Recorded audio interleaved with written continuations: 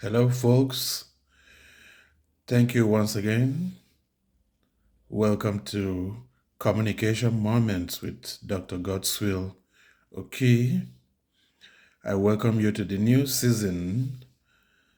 This is the Christmas season, and of course, we are celebrating Christmas from the cap, from the weather, and it's a season of Thanksgiving. It's a season of gratitude.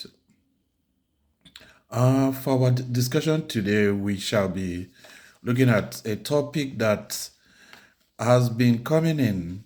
A couple of friends, they've written in that we should discuss conflicts, conflicts in organizations, and we shall look at it, we shall fulfill that promise today by looking at group communication, because we discovered that it is through group communication, effective group communication, that conflicts can be handled. Then what is group communication? Group communication deals essentially with this communicating with one another in an organization. It's essentially trying to get the job done, trying to build teams through the efforts of communication. Group communication works in teams, works in departments, depending on the size of the organization. Uh, you can use group communication effectively. We can define it as the act of sending and receiving messages to multiple members of a group. It could be those in a department, it could be those in the finance, it could be advertising, or it could be lecturers and maybe students with their different groups. So that's what obtains. Incidentally, we now have social media platforms through which groups can meet. So group communication can take place through those devices. You can achieve group communication through the WhatsApp platform or Facebook platform, and it could be formal. It could be for informal situation, or for formal situations whereby directives and orders are given. Initially, group communication was considered mainly an interpersonal thing, but it has gone beyond that. It uses the extra personal communication, which are these new media devices. Group communication is very important, and it is beneficial to every member of the group, especially when we use it effectively. Through group communication, members can become better motivated.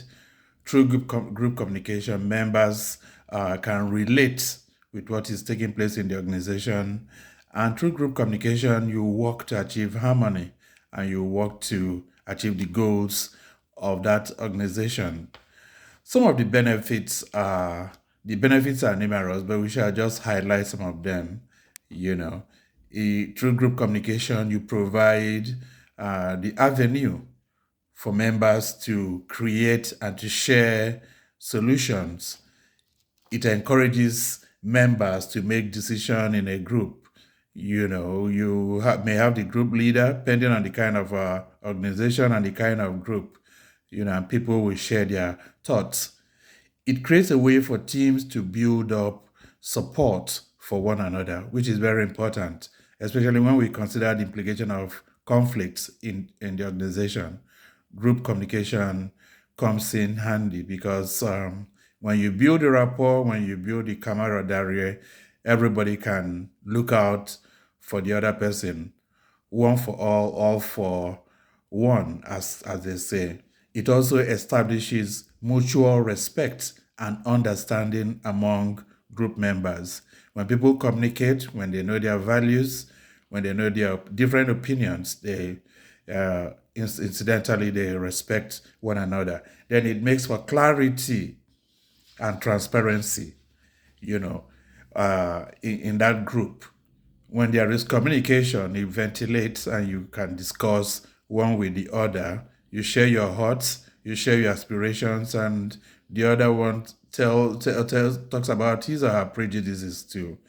So there are different kinds of group communication channels. You have the in-person meetings, like we've discussed, and you can have the conference calls through which you can have meetings, like with what has happened with COVID, when you have conference meetings and you work from home, then you can have digital messaging through the email, through WhatsApp.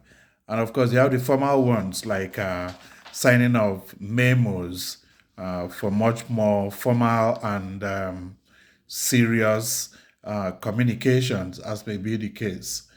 For members to be comfortable in a group, uh, the leader of that group should use some approaches, and one of the most notable one is called the blend and motivational approach. The blend and motivational approach.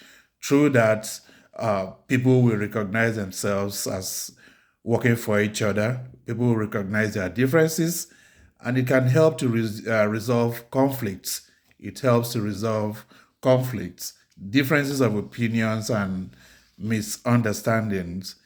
Now, let's talk briefly about these conflicts. We usually have intra-group conflicts, which could arise, it could be rivalry, as may be the case. But if you intend to achieve goals, intra-group rivalry may be okay, since it's going to work towards the achieving positive results for the organizations. But at the same time, it also has its disadvantages, as may be the case. And what are these causes of these conflicts? They could be cultural, either intercultural or cross-cultural, people from different backgrounds working together. And at the same time, it could also be the perception and motivations, as may be the case. Some people, you may tag them laggard. I don't want to use that, because everybody is useful in a sphere or the other. um, their motivations could be different, So for group leaders, you may want to look at how to handle conflict in their groups or departments to build up harmony. You build up harmony and you ensure a good work environment.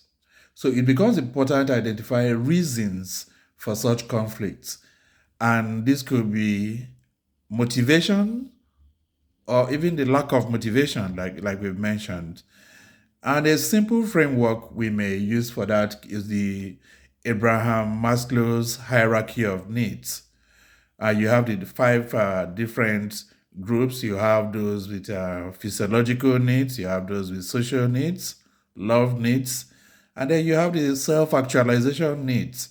Now, somebody with a low motivation will definitely simply strive for the physiological needs: give me food, shelter, and give me money in my pocket. But somebody with a higher drive will strive to be more. So the leader should identify these and use them effectively. you know then the realization of that information is important. Then another thing is information load. There are some people in a group who may be underloaded, whereas some others are overloaded or evenly optimally loaded. The group leader should endeavor as much as possible to distribute information effectively. You spread the information so everybody will have access to that information.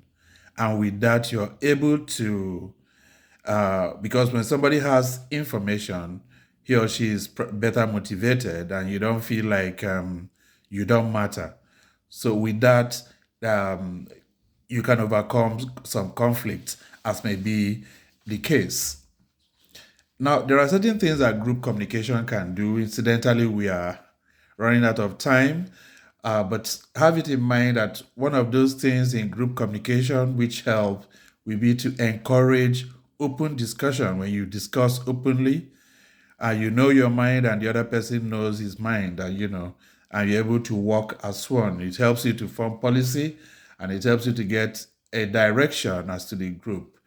You can also, through group communication, establish responsibility, give people responsibilities for them to work, so that not some will work and some will not work, so that everybody will work and contribute to achieve the goals of the group.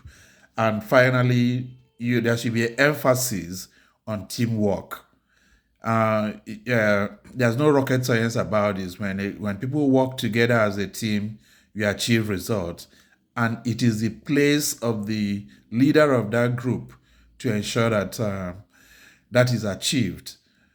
So we'll stop here so far. We've promised not to make this longer than necessary. You can still write in. You can always call me and tell me the problems, and we'll discuss them. Thank you once again. We are approaching the Christmas season. Smile if there's nothing else to do. It will definitely be better. Thank you. We'll see you later next week.